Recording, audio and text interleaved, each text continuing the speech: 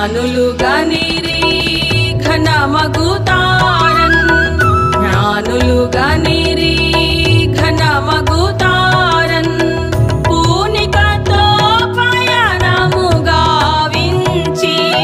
పూనికతో పయనము గావించి తాను కలిడి పూజించిరి రాజు తాను కలిడి పూజించిరి రాజు తన్వి తీరగ ఘనపరచెదము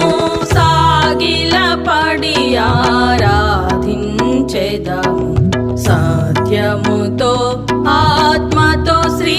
యేసున్ సాగిల పడి